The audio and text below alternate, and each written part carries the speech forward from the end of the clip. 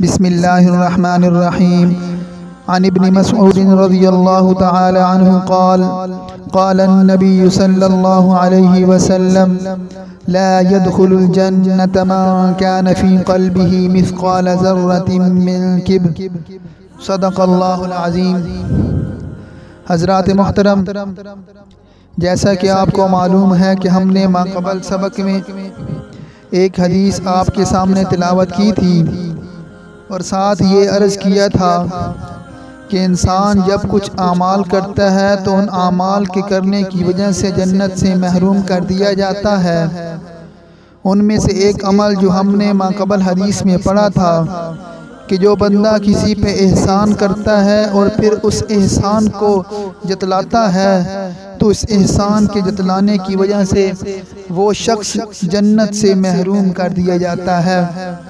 आज की हदीस में जनाबे नबी अकरम सल्लल्लाहु अलैहि वसल्लम ने एक और अमल बतलाया कि जिसके करने से इंसान जन्नत से महरूम हो जाता है। आप सल्लल्लाहु अलैहि वसल्लम ने फरमाया ला यदखुलुल जन्नह मन कान फ़ी क़ल्बिही मिस्क़ाल ज़र्रतिन मिन किब्र, कि जिस बंदे के दिल में एक ज़र्रे के बराबर भी तकब्बुर होगा वो जन्नत में दाखिल नहीं होगा।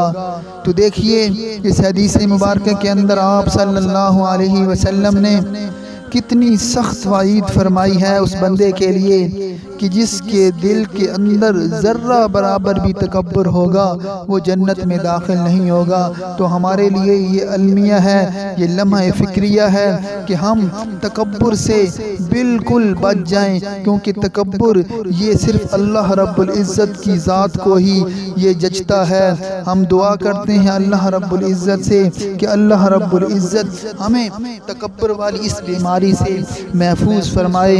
वमा अलैना इल्लल बलागुल मुबीन।